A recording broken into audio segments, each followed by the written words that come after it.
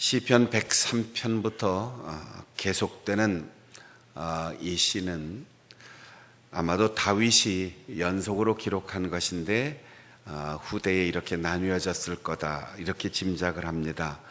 시편 103편은 먼저 하나님과 나 사이의 관계를 생각하면서 하나님을 섬기고 하나님을 찬양하고 하나님을 사랑하는 이유가 무엇을 주고 받고 계산해서가 아니고 나를 긍휼히 여기시는 하나님, 받을 자격도 없고 갚을 능력도 없지만 조건 없이 거저 구원해 주시고 우리를 아시고 우리를 불러주신 그 긍휼히 여기신 하나님을 찬양하라고 했고, 시편 104편에는 온 세상 만물을 보면서 하나님이 창조하시고 하나님이 붙드시고 하나님이 섭리하시는 이 자연계를 보면서 해가 떠도 찬양, 달이 떠도 찬양, 바람이 불어도 파도가 쳐도 나무가 산천초목이 자라는 그 모든 세상을 보면서 그 하나님을 찬양하라고 했습니다.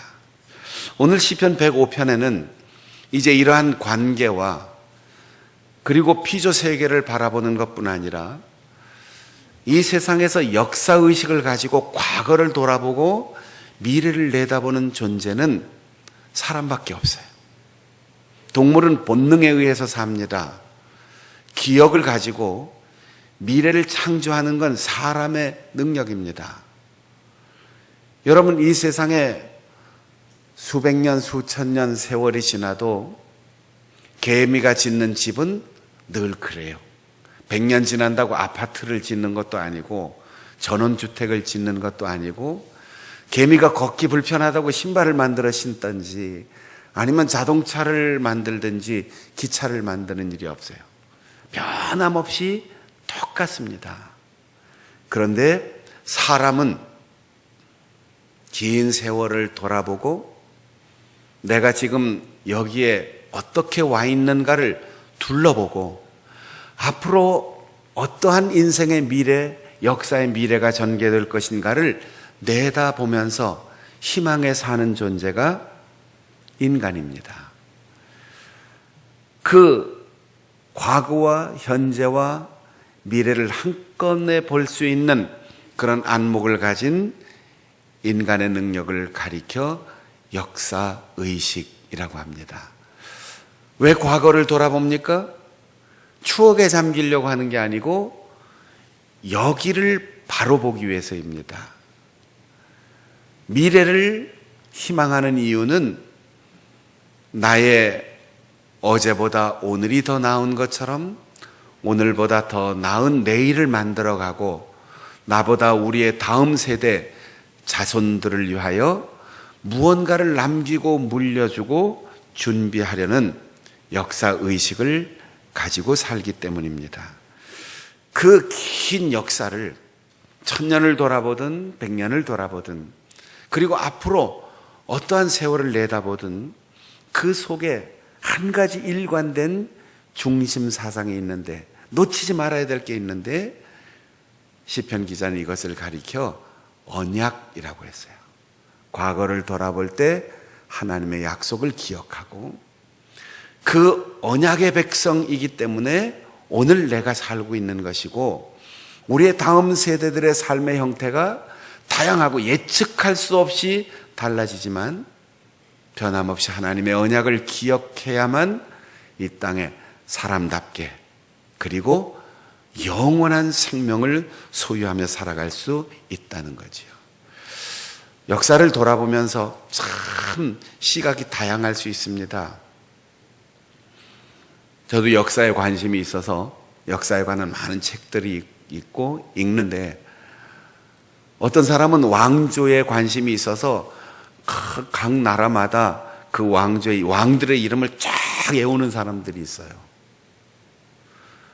그런데 어떤 사람은 커피 하나를 가지고 전 세계 역사를 보는 사람이 있고 설탕 하나를 가지고 전 세계 역사를 보는 사람도 있고 과일을 가지고 음식을 가지고 옷이나 장신구를 가지고 향수 하나를 가지고 역사를 보는 사람이 있어요.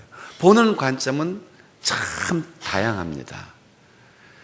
그래서 거대한 역사의 흐름을 보는 사람들을 가리켜 이제 거시적인 안목으로 역사를 본다, 거시사 이렇게 표현하고, 아주 작은 거를 가지고 역사를 보는 사람들 미시사, 숟가락 하나를 가지고, 젓가락 하나를 가지고, 짜장면 하나, 짬뽕 하나를 가지고도 긴 역사를 보는 사람도 있습니다.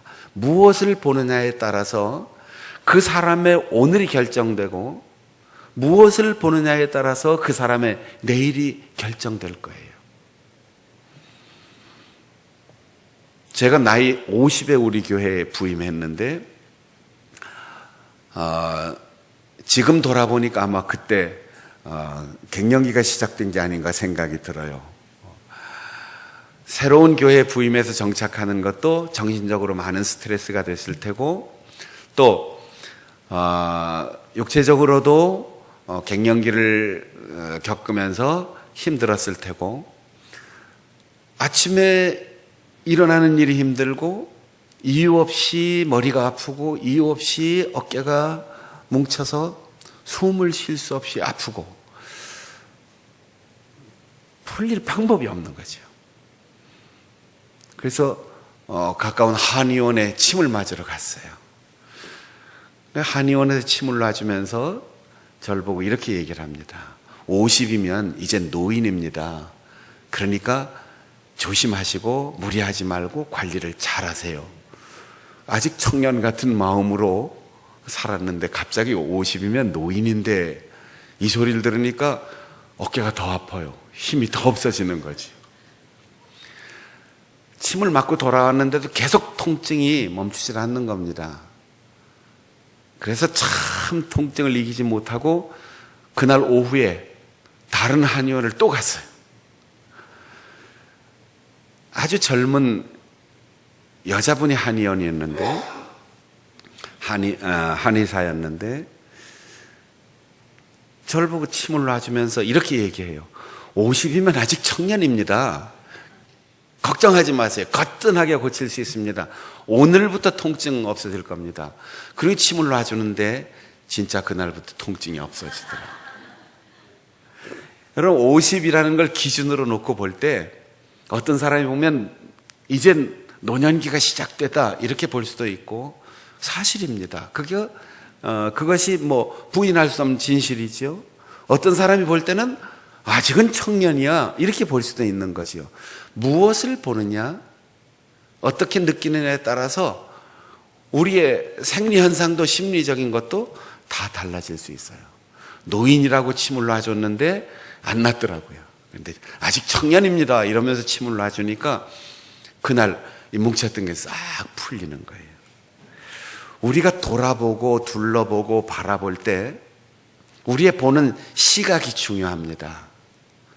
어떤 사람은 지나간 날들을 이렇게 돌아보면서 아이고 죽지 못해 살았지 뭐, 목구멍이 포도청이라고, 참 힘들고 어려운 시대에 어떻게 여기까지 살았는지 모르겠어 한숨을 푹 쉬면서 아이고 죽겠다, 피곤해 죽겠다, 내일은 또 어떻게 힘들어 살까, 이렇게 보는 사람이 있고, 야 기가 막혀 어려운 시절, 일본의 식민지, 해방전국의 혼란, 6.25 전쟁, 머릿고개 가난, 수많은 갈등, 이 속에서도 참 내가 이렇게 살았어, 오늘의 내가 있기까지 나를 좀 위로해 줘야 되겠어, 그래 잘 살았구나, 이렇게 가슴 뿌듯한 마음을 가지고 자기의 인생을 돌아볼 수도 있어요.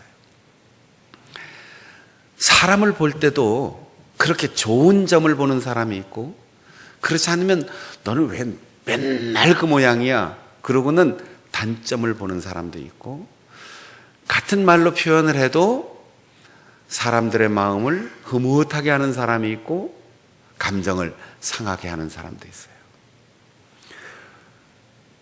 5절부터 15절까지는 이 시인이 아브라함을 기억하라 라고 하는데, 오늘 대략 세 사람을 소개합니다. 본문이 길지만 5절부터 15절까지 아브라함 얘기하고 16절부터 23절까지 모세 얘기하고 24절부터 거의 끝나가는 부분까지는 모세의 이야기입니다. 이 세 사람이 개인이 아니고 그들이 역사였고 역사의 중심에 있었고 역사의 대표자였습니다. 아브라함의 인생은 아주 적은 부족이었기 때문에 여기저기 떠돌면서 자기들보다 이미 큰 한 나라를 이루고 있는 그런 큰 규모의 부족 국가에게 붙어 살았어요.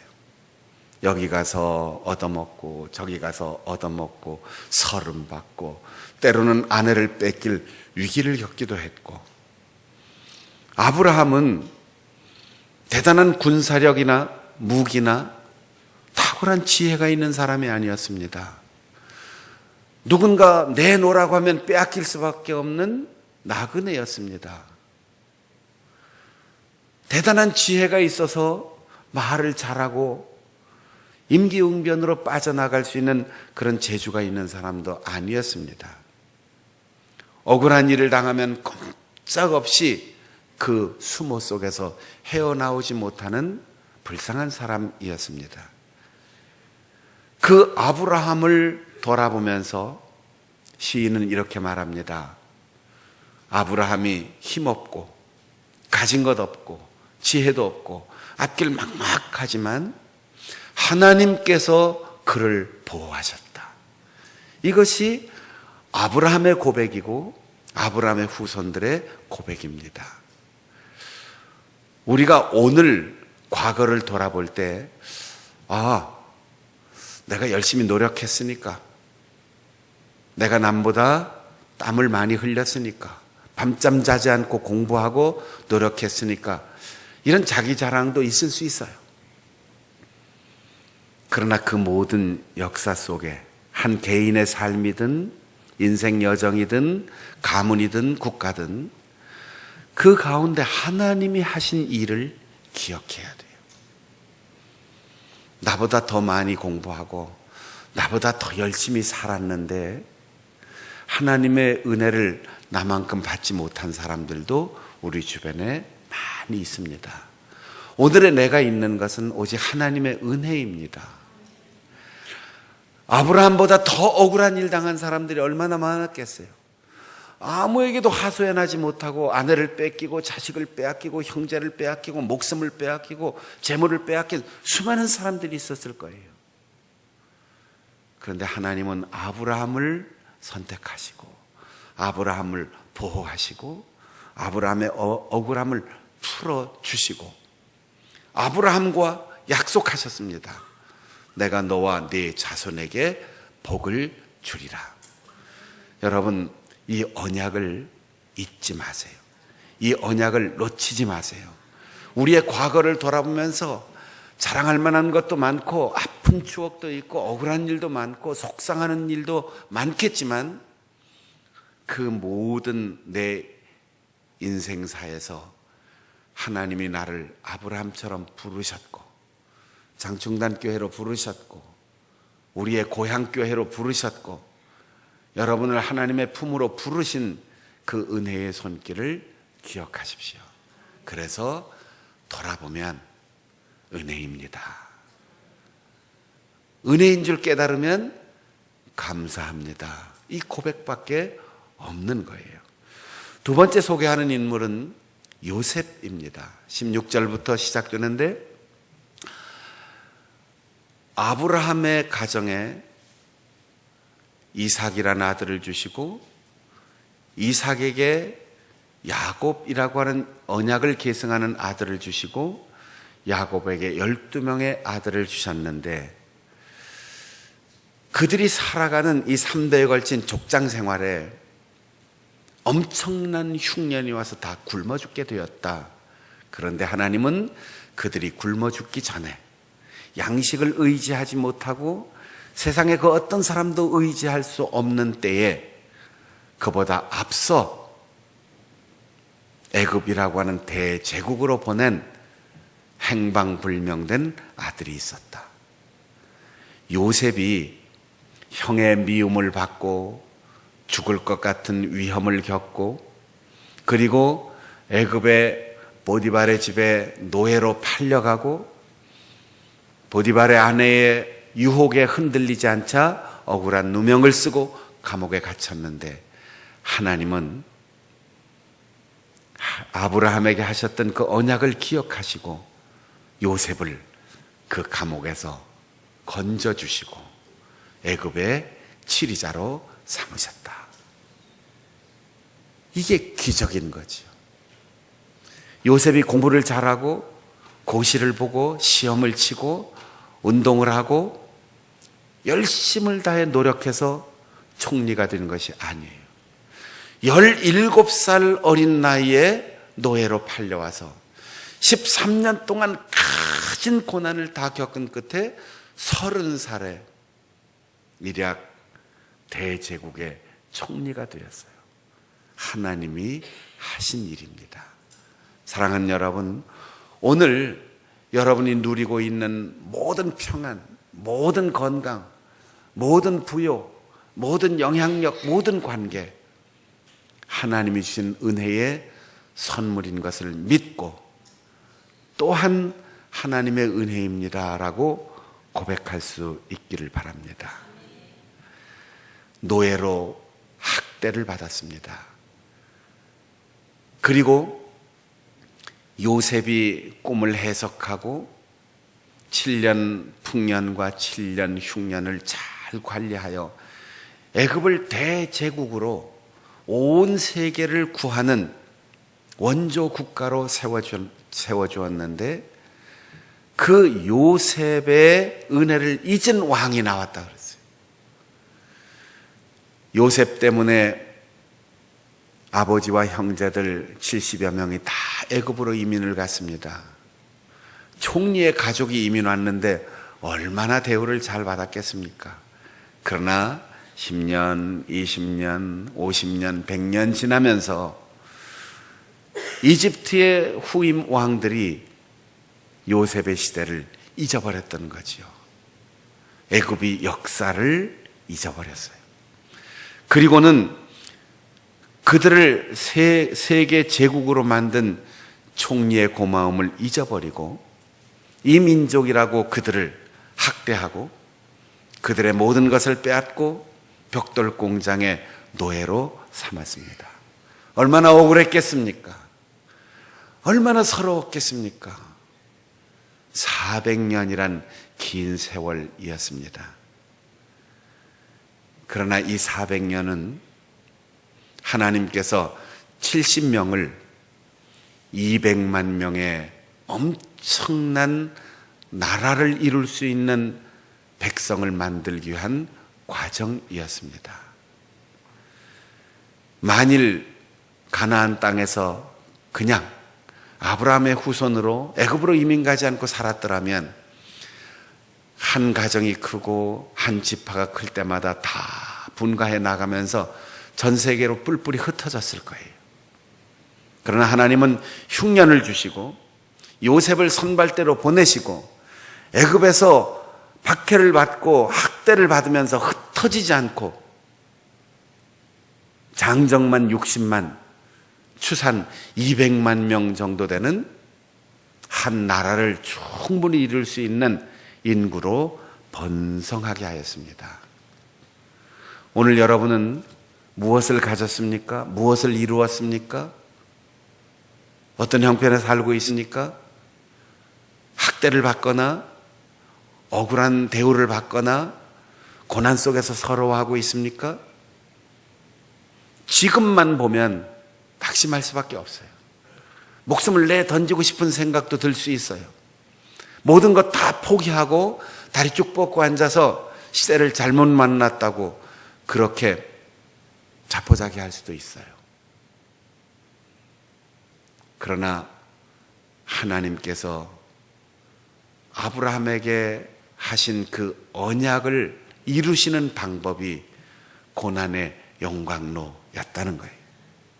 학대를 받으면서 그들은 결속했고, 억울한 대우를 받으면서 그들은 아브라함의 약속을 잊지 않고 기억했고, 그들이 약속의 땅, 하나님께서 아브라함에게 주셨던 그 땅으로 돌아갈 날을 간절히 소망하게 되었습니다.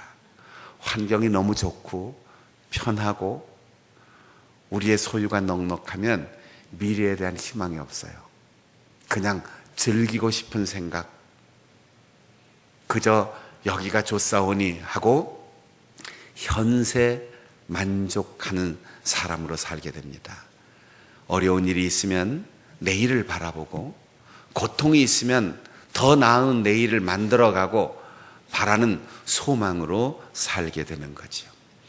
이렇게 400년 동안 노예로 살면서 고통스러울 때 이스라엘 백성들은 부르짖었어요. 하나님께서 모세를 부르시고 그에게 사명을 주실 때 이렇게 말씀하셨습니다. 내가 백성들의 부르짖는 소리를 들었다. 사랑하는 여러분, 부르짖으십시오. 약속을 부여잡고 하나님께 호소하십시오. 하나님이 움직이실 거예요. 하나님이 사람을 보내실 거예요. 하나님께서 사람을 뽑아 세우실 겁니다. 24절 이하의 41절까지 모세를 중심으로 한 출애굽과 광야의 시대를 이야기하고 있습니다.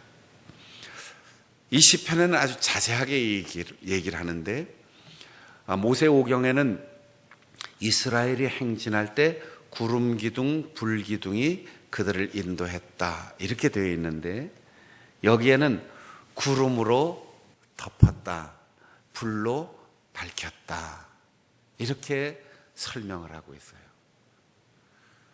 우리가 언뜻 생각하는 것처럼 구름이 그냥 행진의 표시로 따라가기 위한 그런 모습으로 보인 게 아니고, 사막과 같은 광야, 그 뜨거운 햇볕, 그걸 가려줬다는 거죠.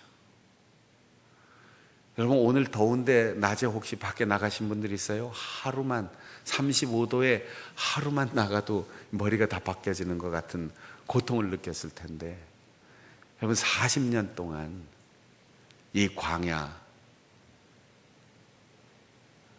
얼마나 힘들었을까요? 그런데 하나님께서 구름으로 그들의 머리 위를 덮어주셨다는 거예요. 사막, 건조한 지역, 이곳은 습도가 낮기 때문에 밤낮 일교차에 따른 온도의 차이가 굉장히 심합니다.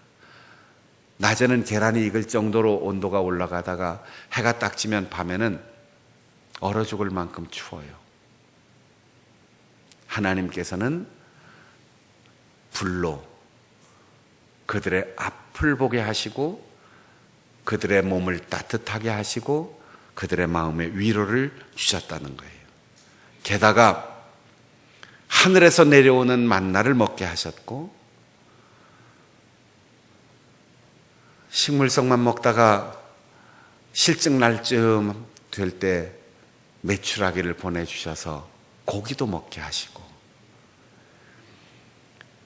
광야에 물이 떨어져 목말라 죽을 것 같다라는 부르짖음에 반석이 쪼개지는 강처럼 흐르는 시원한 생수를 마시게 하셨습니다. 40년 동안 가라, 너희들끼리 가라, 알아서 해라 라고 말씀하시지 않고 하나님이 그들과 함께 하시고 변함없는 은총으로 그들을 인도하셨습니다. 이스라엘 백성들이 그렇게 하나님의 돌보심을 받을 만한 자격이 있습니까? 가치가 있습니까?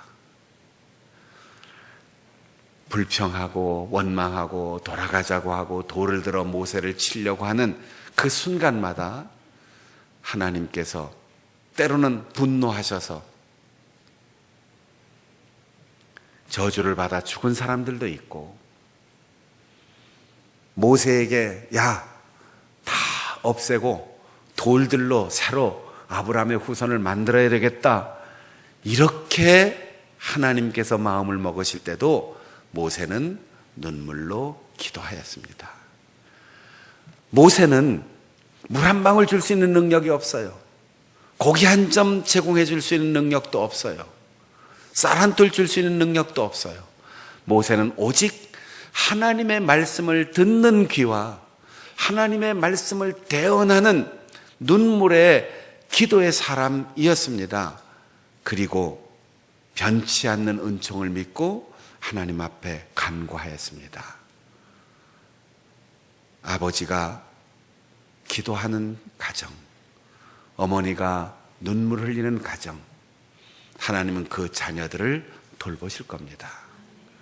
오늘 내가 하나님 앞에 어떤 행위의 열매를 드리기도 전에 하나님은 먼저 우리를 사랑하시고 우리를 선택하시고 오늘 보호하시고 앞으로도 변함없이 구름으로, 불기둥으로, 메추라기로, 만나로, 반석의 생수로 우리의 가는 길 먹여주시고 이끌어 주실 것입니다. 한 사람이 그래서 중요한 겁니다. 1000년, 400년, 40년, 긴 세월 동안 많은 사람들이 역사에 나타났다 사라졌겠지만 아브라함이 있었기에 그 가문이 살았고 요셉이 있었기에 그 부족이 살았고 모세가 있었기에 그 민족이 살았습니다. 오늘 비록 늙고 병들고 힘이 없어진 우리의 부모라 할지라도 하나님이 우리 아버지를 통하여 우리의 어머니를 통하여 내 가정을 보호하신 것 믿고 정치적으로 입장이 다르고 다 서로 갈등과 대립이 있어도 하나님께서 그때마다 필요한 지도자들을 대통령으로 세우시고 국회의원으로 세우시고 장관으로 세우시고 자치단체의 장으로 세우시고 선생님으로 세우시고 세워서 하나님이 우리를 인도하시고 보호하실 것입니다. 아브라함의 언약을 기억하듯 요셉의 신앙을 기억하듯 모세의 눈물의 기도를 기억하듯 우리는 고마운 사람들을 잊지 말아야 합니다. 그래서 42절에는 아브라함과의 언약을 기억하라. 43절에는 노래하며 애굽에서 나오게 하신 그 하나님을 찬양하라. 44절에는 그냥 빈손으로 나오지 않고 그 애굽 땅에서 손에 들고 나올 수 있도록 소유를 주신 하나님께 감사하라. 왜 아브라함으로부터 모세의 때까지 정처 없는 나그네 생활에서 가나안 땅에 이르기까지 하나님께서 그 역사를 섭리하셨는가? 이유를 마지막에 이렇게 말합니다. 너희들이 율례를 지키고 율법을 따르게 하려고 훈련한 것이다. 다 같이 해보시겠습니다. 역사의 하나님, 내 인생의 하나님, 그 하나님을 찬양합니다. 오늘의 하나님이 아니에요. 그 일만의 하나님이 아니에요. 이곳에서만의 하나님이 아니에요. 긴 세월 역사 속에 내 인생의 여정 속에 하나님께서 함께 하셨음을 보고 믿는다면 오늘 박해를 받아도 오늘 나그네가 되어도 오늘 광야와 같은 인생을 살아도 언약을 붙들고 사는 백성들을 사랑하시는 하나님의 신실하심을 믿고 우리에게 희망이 생길 것입니다. 그래서 오늘 본문 1절에서 4절에 보면 바로 그 하나님을 감사로 아뢰고 그 이름을 불러 아뢰고 만민 중에 알도록 전하고 찬양하며 자랑하며 그 능력을 구하라고 권고하였습니다. 이 하나님이 오늘 여러분의 하나님, 여러분의 인생의 하나님, 우리 가정의 하나님, 우리 교회의 하나님, 우리 민족의 하나님이신 것을 믿고 그 이름을 불러 기도하며 찬양하며 전하며 살아가는 우리 성도들이 되시기를 바랍니다. 찬송가 364장 내